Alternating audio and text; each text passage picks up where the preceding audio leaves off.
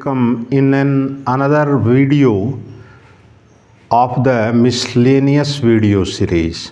This video is based on the history of the Indian Constitution, the impossible document. It is the longest handwritten constitution in the world. It governs 1.4 billion people. It has been amended over 100 times. But in 1946, Winston Churchill predicted that this document and the country it governed would collapse in a squabble of cockerels. He was wrong.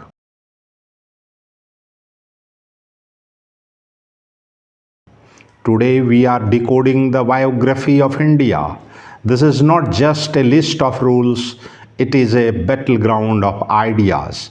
How did a country divided by 2000 castes, 8 major religions and 15 languages agree on one single book? Was it, as critics say, just a cut and paste job from the West, or was it a silent revolution?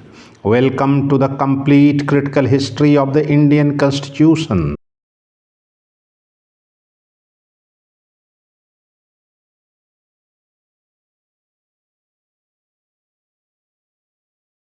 The colonial blueprint 1773 to 1935. To understand the constitution, you have to understand that the British did not just leave us railways, they left us a cage that would turn into a home.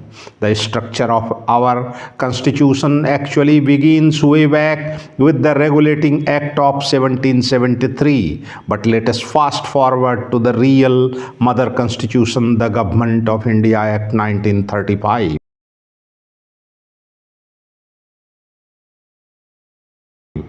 Here is the hard truth. Nearly 75% of the Indian Constitution is a reproduction of the 1935 Colonial Act. The federal structure copied, the office of the governor copied, emergency provisions copied. Critics call this the colonial hangover, but why did we keep it? Because by 1947, India was burning, partisan riots were everywhere. The founders did not have the luxury of experimenting with a brand new system. They needed a machine that worked, even if it was a British machine.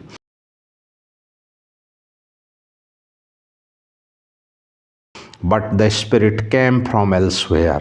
1934, the idea of Constituent Assembly was first proposed by M.N. Roy, a pioneer of the communist movement. 1946, the Cabinet Mission Plan finally gave the green light. The British accepted Indians would write their own destiny.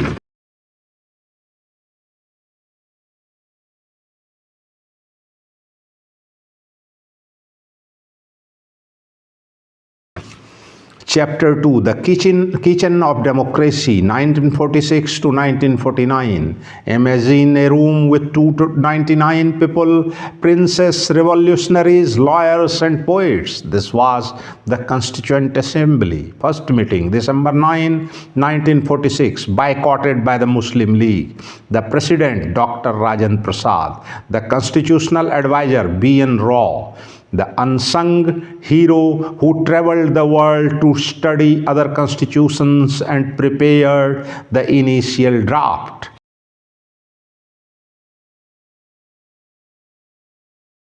That is how long it took.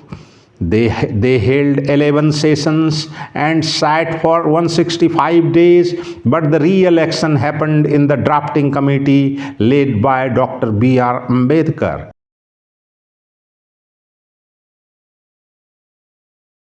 We call Ambedkar the father of the Constitution, but he called himself a hack. He once famously said in frustration that he was just a hack doing what he was told. Yet his genius was in defense. He defended the draft against a barrage of criticism in the assembly, and the criticism was brutal. Let us look at the multi-dimensional attack. The un-Indian charge. K. Hanumantayya lamented, "We wanted the music of veena or sitar, but here we have the music of an English band." The slavish imitation charge. Critics called it a big bag of borrowings. The paradox charge. Somnath Lahiri asked why we were making a constitution with British permission under British guns.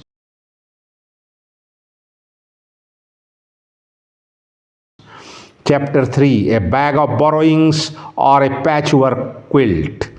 Let us address the elephant in the room. Where did we steal, borrow ideas from? USA. We took the fundamental rights and judicial review because we wanted citizens to be powerful. UK.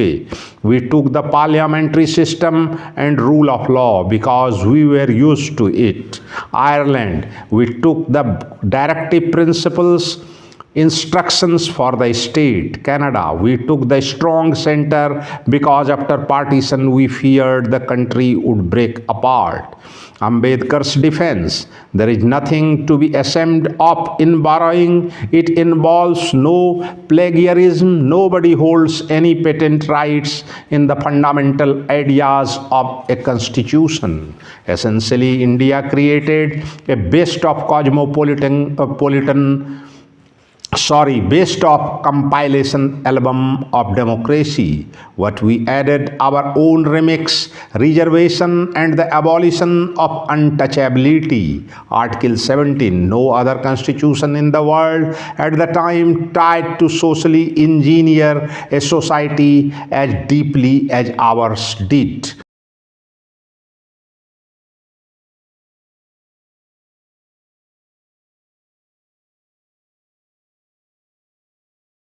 The crisis of the basic structure.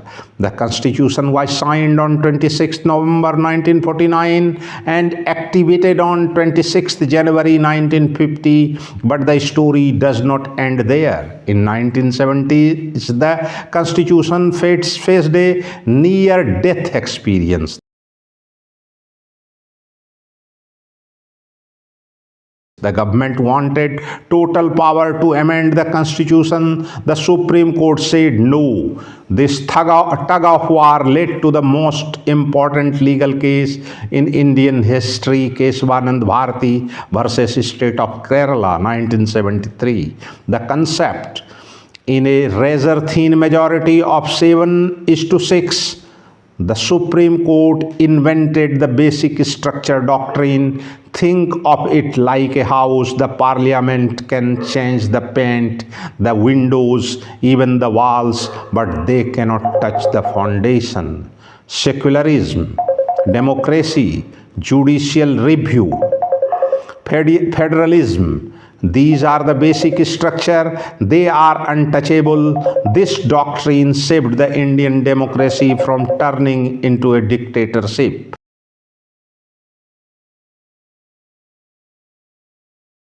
So, is the Indian Constitution perfect? No. It is elephantine. It is massive and complex, leading critics to call a paradise for lawyers. It is centralized. The center can dismiss state governments, Article 356, which has been misused over 100 times. It is expensive. Our parliamentary system breeds corruption. The Constitution did not just give us law, it gave us a voice. It is a living, breathing document that allows us to scream, argue and correct our own mistakes, and that it is true history. This is all about the history of our Constitution. Thanks, regards.